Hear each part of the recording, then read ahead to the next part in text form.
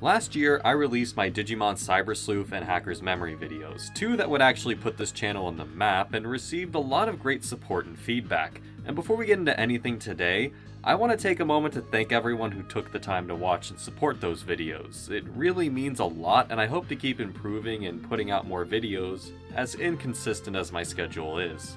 Because it has been a while since those videos, and even my Survive one this year, I thought it would be a great opportunity to release another Digimon video. One on a game I've been meaning to play for some time, and one to continue this little series narrative I've been developing throughout the videos. To give you all the quick version, Digimon started as a male-marketed version of the Tamagotchi with the V-Pet, and quickly sprouted itself out into other mediums like video games, card games, and anime. The video games would start as closer to emulating the V-Pet before really doing whatever they wanted from game to game. The two primary styles of Digimon games seen throughout its lifespan are Digimon World titles and Digimon Story titles, although there are some outliers as well. Digimon, like some other Japanese series, would sadly not see all of its games come over to North America. I've harped on this point before, but we really are lucky to live in a time where most games not only come over translated, but come over fairly quickly. Digimon Cyber Sleuth, which I covered last year, only came over as a labor of love from the fans who banded together to get Digimon back. It's a pretty great story, still showing how fans can enact positive change if they come together. However, this story begs a question. What of the games that didn't make it over? The ones left behind? Today, I'm going to cover one of those games. One of the games that didn't make it over. Today, I'm going to cover Digimon Story, Lost Evolution, which is a perfect title. I mean, it's got Lost in the name. Come on, I had to make at least one joke like that. When I was a kid, I watched a lot of the anime and was lucky enough to get Digimon World 1, 3, and Arena, all which I played a lot. I would continue to watch the anime and eventually play the DS titles in World DS, Dawn, and Championship. And to remind people, World DS and Dawn are actually story games, not world games, but changed names in the West likely to give a stronger brand association. I was honestly a huge fan of both World and Dawn on the DS, and when I heard a third game in Lost Evolution was coming, I was extremely excited. This was at a time in my life as a kid where every day after school I'd get online and just look up stuff on games all night. And this would also allow me to look up new games coming down the line instead of just waiting for them to magically manifest at the store. However, as a fan of many Japanese series as a kid, I faced a lot of harsh realities, with how if a series doesn't do well enough, it won't come over. After years of waiting, with not only Lost Evolution not coming out, but the following games like the Crossword DS games, and even the spiritual successor to the original World and Redigitized not coming over, I gave up hope. I accepted the fact that I would never play this game and had some solace in the fact that the series returned with Cyber Sleuth. However, Digimon fans, as we have established, are some tenacious people, and Lost Evolution was finally translated. A big shout out to everyone involved. You guys are the real champions of this series, and me and every other Digimon fan thanks you for it. And to just throw this in here now, the translation job was very professional. I noticed no huge problems and played the game just fine as if it was an official release. Lost Evolution starts like many Digimon stories, with a bunch of kids going to the digital world. During a summer festival, a ship from the digital world crashes in the real world. The ship is helmed by bandits, tamers in league with the villainous erasers who are currently attempting to erase beings deemed unnecessary in the digital world, both humans and Digimon alike. Stowaway on the ship is a lone Agumon who came along with them to try and find a person capable of being a tamer and fight back against the erasers. And the group ends up tagging along with Agumon back to the digital world. Along the way, two of the kids in the group end up getting stranded away from the group, so alongside saving the digital world, we gotta rescue them as well. To make things worse, as we arrive, the situation is a lot more dire than it appeared. Not only does it seem like all the tamers have disappeared, but Kalamon's evolutionary tree has been fragmented, not only preventing Digimon from digivolving, but implying that many Digimon have been outright erased from existence. Given that there are quite a few Digimon present in the previous two DS games not present in this game, the implication is that these Digimon were simply obliterated, which as a player of those games helps solidify the state of the digital world immediately. Not only that, the beginning implies the death of most tamers. It's a very Digimon thing to present a childlike narrative that then has implications of genocide and terrorism. However, this is also at a time in the series where they were still desperately trying to appeal to the kids' demographic instead of the nostalgic adults or teenager demographics of today. So, despite first impressions, things aren't nearly as bad as they appear. I think the targeting of evolution itself, though, is a neat idea and helps drive home how messed up things are, not just affecting you narratively, but gameplay-wise as well. The evolutionary tree is a huge part of the game, and in fact, unlike most other Digimon games, you can actually see most Digimon from the start. You can peep Digimon trees, and if you're a fan of the series and you can distinguish the silhouettes, you can start planning on what Digimon you want to use from the get-go. Kinda. More on that kinda later. It's an interesting approach, as normally I like being surprised with what Digimon are available and what turns into what, but for this game it works and lets it stand out from other Digimon titles. It also avoids a major problem I found in World DS and Dawn that was rectified in the modern games, and that is DS and Dawn had a tendency to occasionally have Digimon lines just end and unable to reach the Mega level and cut off weirdly. At the bare minimum, every rookie in this game is capable of going up to Mega somehow.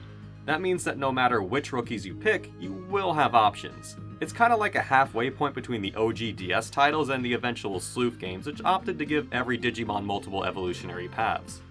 A big part of the adventure won't just be fighting erasers, bandits, or whoever, but also restoring this evolutionary tree. Bug plates are dropped commonly from Digimon, and these restore the tree. For example, defeating Greymon will yield a Greymon plate. Digimon can also yield plates from levels above or below them. Kinda. This rewards players for fighting everything they come across and not running from every encounter, as bug plates, while common, aren't 100% drops. And the more you fight, the better chance you have to get more plates. I can appreciate this design because it's always nice when games add extra incentives to battling aside from XP that make the game's frequent encounters feel worthwhile. Kinda. The fundamentals of the system are solid and result in an interesting flavor of a Digimon game. Kinda. Plates can be cleaned via a DS minigame where you start by washing off the dirt, then by eventually patching holes, and finally by cracking these crystals. It's a minigame that's evocative of some other DS monster-raising titles such as Spectrobes and Dinosaur King. And I don't mind this as a concept either, as it's good to emulate other games around you. Despite what most people think, most great ideas aren't made in a bubble, but are synthesized by a combination of outside inspirations. And once again, this was from a time where Digimon was throwing anything at the wall to try and recover a semblance of the child market.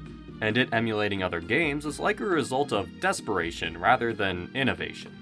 And ultimately, the problem with this concept is that it becomes tiresome over time. At the start, cleaning bug plates is pretty fun and novel, and there's a great feeling of gratification that you're not just helping yourself from a gameplay perspective, but you're also benefiting the overall setting, as the evolutionary tree is universal, kinda.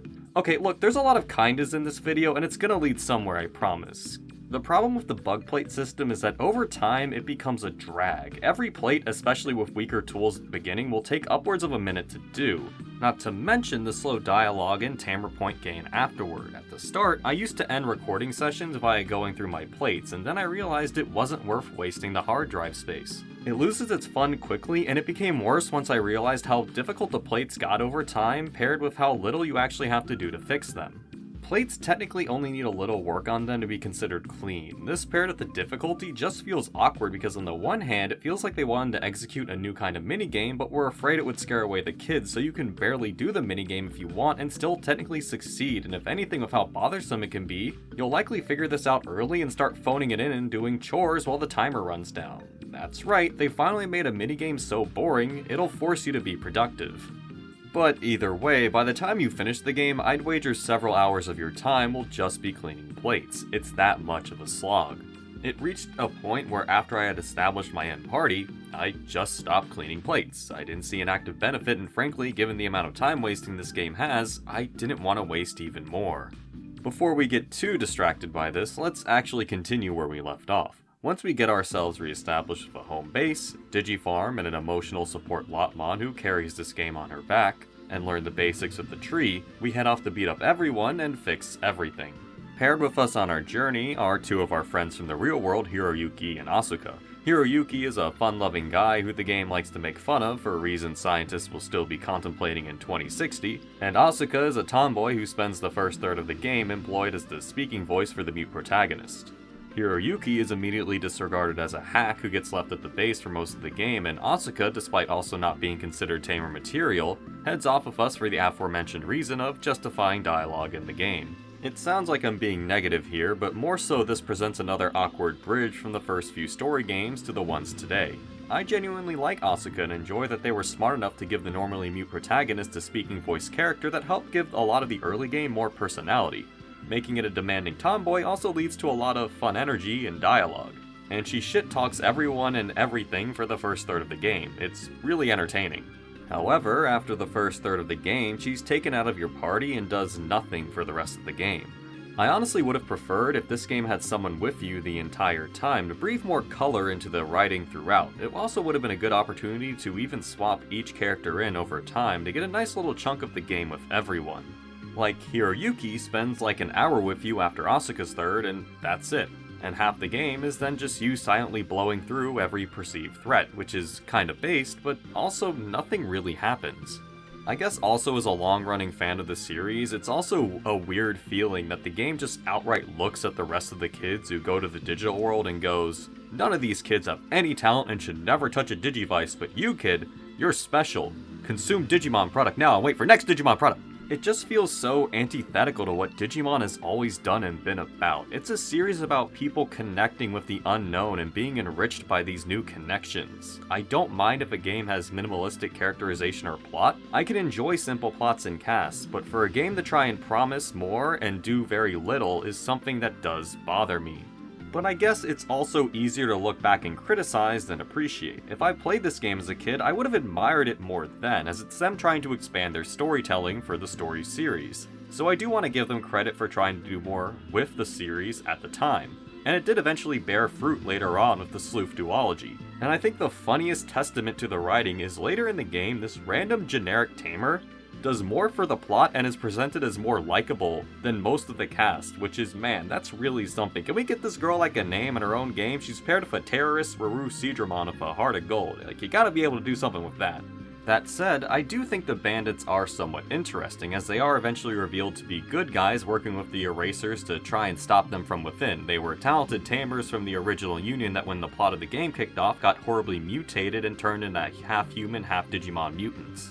Now if you're thinking, wow, that actually sounds interesting if they developed that. No, they don't. Yeah, the few times it delves into it are somewhat uncomfortable, but in a good, interesting way, but like before, it just isn't frequent enough. I should say, for the sake of fairness, that I don't think it's as bad as, let's say, Next Order, where the characters were made to have more characters on the box art and nothing more. Here, I genuinely think they were trying for something more in-depth characters, more in-depth villains, and I think the effort placed here once again ended up being fulfilled by future games, but it just didn't land here. Though one thing I can give them credit for is their attempt at making a good adventure. The first half of the game is a pretty good progression of getting a cool, comfy home, fighting the bandits and erasers, and making your way through the digital world, which has a great feeling of desolation. You also spend most of it with Asuka, who helps connect you with the Digimon around you, and you even get to travel to another digital world, which is really cool. Digimon is well known for having multiple coinciding worlds, and this is one of the few games to play into that concept. But, like with everything else, the problem comes from the execution. At the halfway point, the story completely halts and it becomes less stopping the erasers and instead going to a new world, going through 4 towns and defeating 4 gym leaders to then fight the Elite Four. And if you think I'm joking, you're watching the wrong video. Not only does this deflate the tension of the first half by showing us pretty much all the tamers are fine, they turn into dickheads but they're still alive, the plot continues to bang on about how dangerous the erasers are while simultaneously not having any appear. For half the game. Games like Digimon World 3 and Digimon World Dawn have bad pacing problems as well. However, those games have continuous goals throughout, focusing the experience. Even Digimon World 3 does the gym leader thing, but that game gets a pass because it uses that to naturalize the player to its setting because it takes place in an actual video game. Now, what is the reason behind the gym leader challenge? Well, it's to have tamers rise above and become stronger to eventually produce a platinum tamer to fight the erasers, and also to reform the tamer union and get everyone together. This is all hosted by the mysterious Colonel, who ends up surprisingly being the antagonist. His plan was to get all the tamers in one piece so he could defeat them all, and then turn them into erasers, which turn out to be Digimon-human hybrids who take up less space. Of course his plan fails, because instead of just enacting his plan, he wastes an entire half of the game giving me free XP, so I ended up fighting him in the truest game equivalent of Coughing Baby versus Hydrogen Bomb, where his strongest attack did about 1/40th of my Digimon's HP, and I proceeded to beat him to death.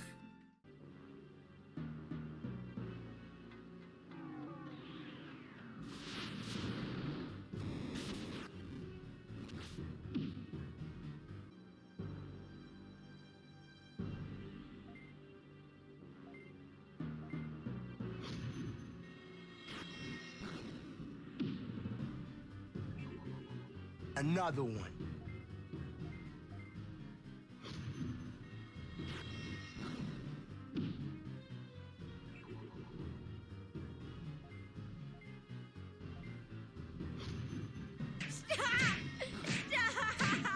He's already dead.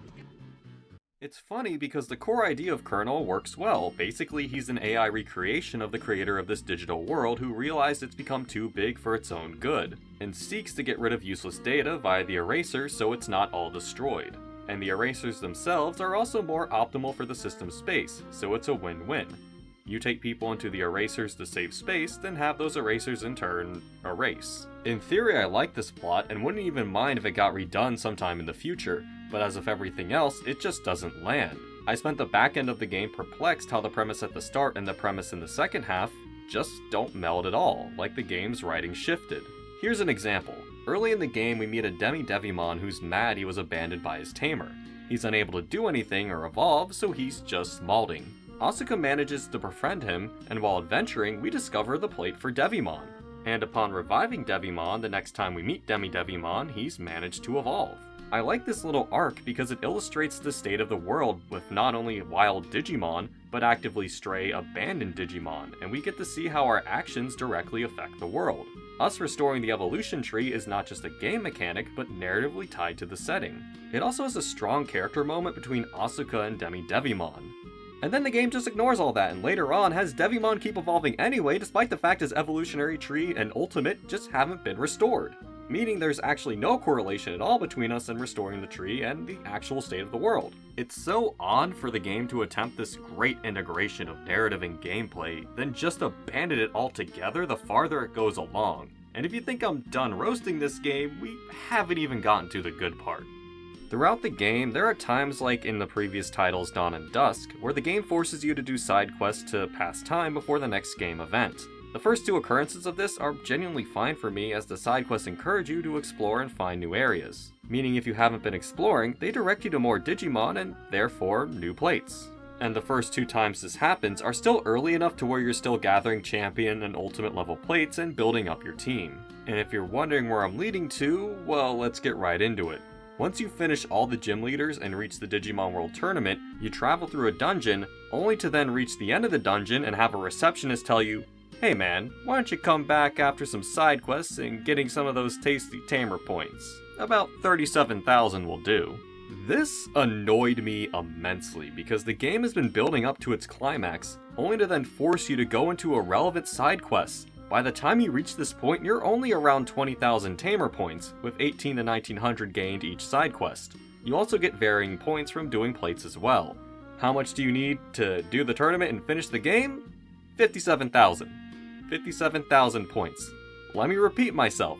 These points that have never mattered throughout this entire game now matter, and you not only need to grind them out, but easily grind out over double what you're likely to have even if you have been doing side quests. This genuinely infuriated me because not only was it a pace breaker, it felt like a slap to the face. The entire second half of the game is non-progress aside from rescuing the two other kids, which comes down to the kid telling you how much he wanted you to save him and showed that by constantly not wanting you to rescue him until you beat his ass and he backpedals hard. And then once you reach the end, you're made to arbitrarily grind out points. My general theory is that the developers wanted players to stand by and take your time, and you know what? In theory, I can respect this. I think it's good for games to occasionally slow down and make you take in what's going on. In theory, the cast is now completely safe and everyone is chilling together in their new home at the Digibase. It's a great basis for some character and cast development, but instead this opportunity is wasted as they don't do anything with it.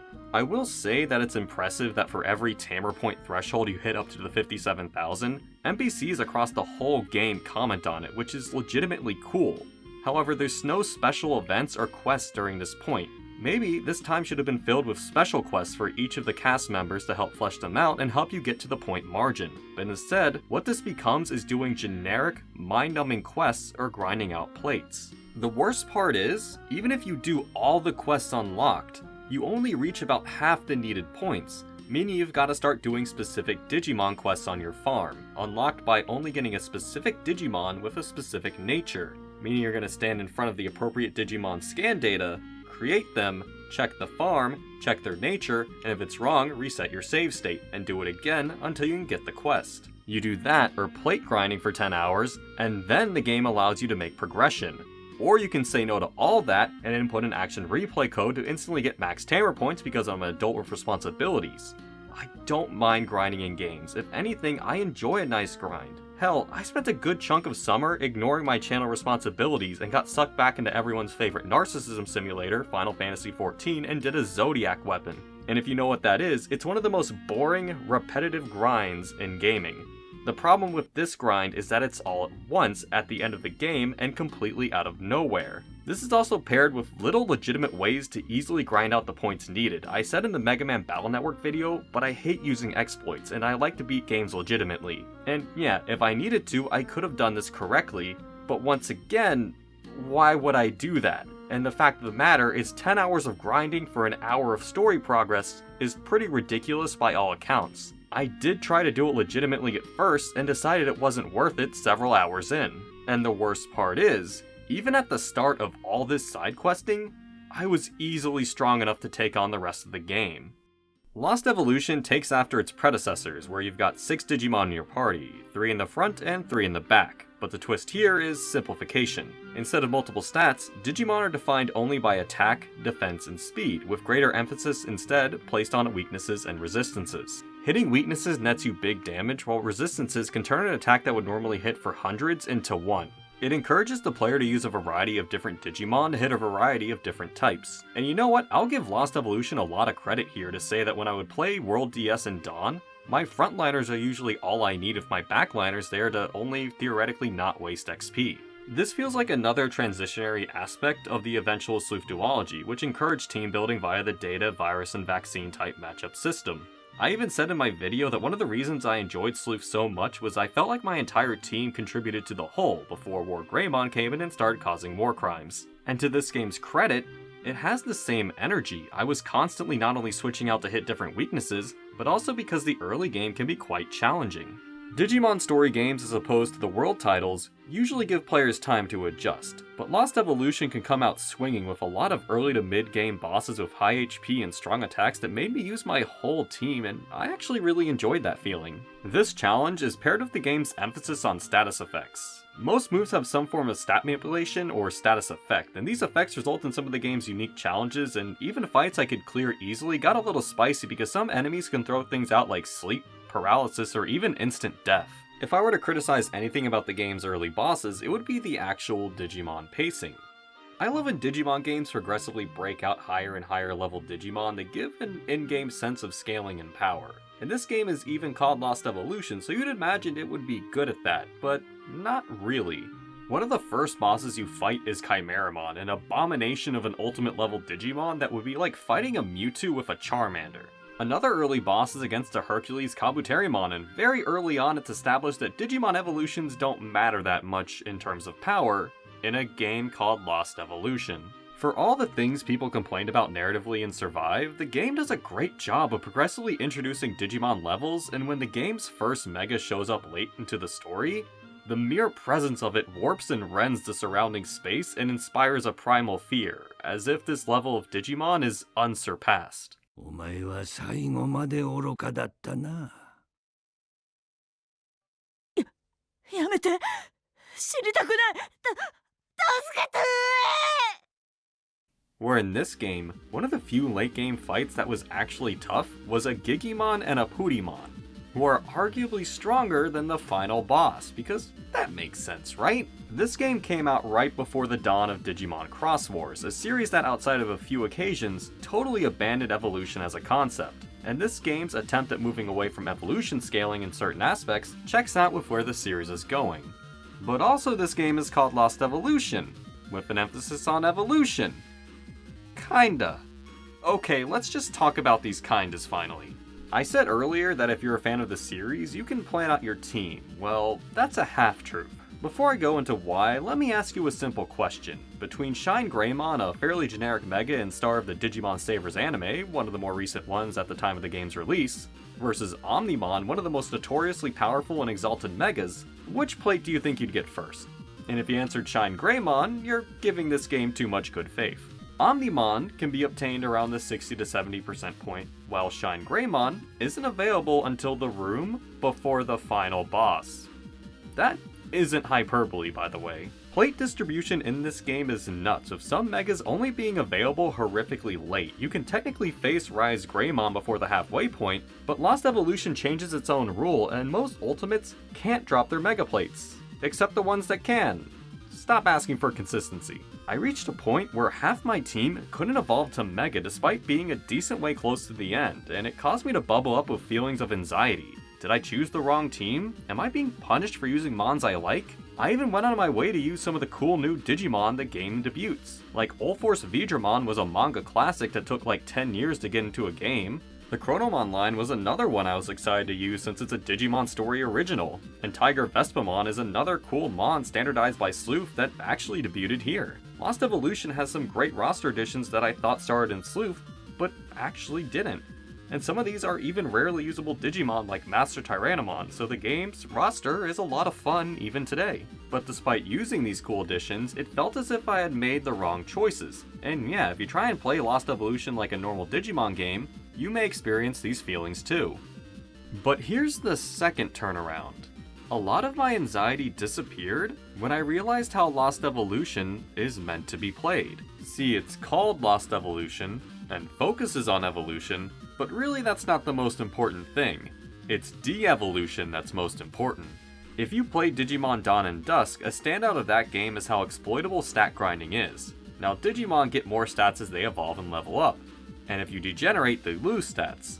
However, that stat loss is nowhere near as low as the potential stat gain of leveling up and evolving again.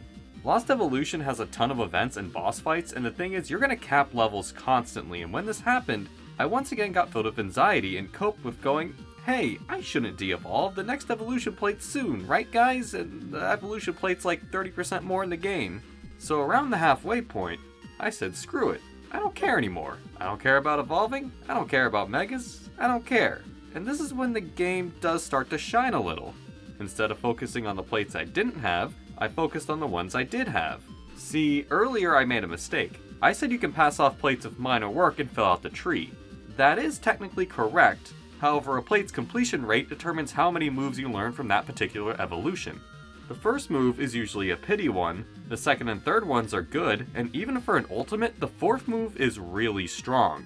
Moves in this game determine a lot, and refusing to do ultimate plates devoided my Digimon of a lot of power.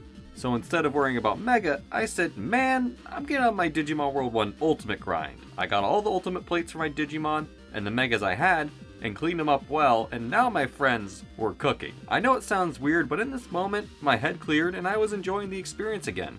I also want to make it clear it was completely my fault I phoned in the plates, as the game encourages you to do them right. I've been pretty rough on the game, so I want to say that part was me being lazy. Now if you've seen any other reviews of this game, you may have noticed they had also likely fallen into the lazy restoration trap, and the reason why is cleaning higher level plates gets harder and harder. You can waste the entire minute given and make no progress and get no new moves. You need to get expensive upgrades one at a time to make the process slightly faster. And the game really only indicates this to you once, if at all. You gotta go to Andromon, who sells you all the stuff for massive prices. Now up front, I hate the prices, but with the retrospect of the experience, you'll get enough money to buy them all by the end with how much money the game dumps on you. And thankfully, outside of a few healing items and some gate discs, you really don't need to get that many items. And while most Mega Plates can suck even after an upgrade or two, Ultimate Plates are fairly easy. Once you start cleaning those Ultimate Plates and establish your party, crack open a cold one, pat yourself on the back because the game is over and you've entered into Baby Town. With all the XP dumped on you, you just keep evolving and de-evolving, and hey, if you get a Mega, that's great, and if you don't, who cares? Your stats will get hyperinflated anyway. Like, honest to god, the final boss did negligible damage to me and I barely even grinded. Hell, I did less than intended because I cheated to get the Tamer points, meaning I could have gotten another several hours of XP. I said earlier that the series is headed towards Cross Swords where levels don't really matter, and that comes full force here because Mega, Ultimate, and even Champion, it doesn't matter. Just take who you want, keep evolving and degenerating, and clear out everything in your path. It sounds like I'm insulting the game, but there's also a distinct joy in taking something like Stingmon to a fight intended for Megas and absolutely crushing it. And you know what? I think I've indicated somewhere in the past on this channel, but I kinda like when games force me to work within my limitations. Now, am I justifying its bad design? No, but like I said, that moment where I had to focus on what I had instead of what I didn't have really was the turning point into me appreciating this game more. And even then, once you do get the actual plates, this game has the most lenient evolutionary requirements of all Digimon games. They're usually just level and stat requirements you surpass long before you even get the needed plate, meaning normally hard to get or rare Digimon are a cakewalk to get once you get the actual plate. Even normally challenging DNA evolutions are pretty cozy to get. Another novel aspect is that it includes warp evolutions to allow Digimon to evolve into other lines and feels like a precursor to Sleuth's more open-ended evolution trees. And with all that said, the nice thing is once you do form a competent team, you liberate yourself and it doesn't matter anymore. You don't have to really worry about plates, you just fix up a team you like, clean house, and roll credits.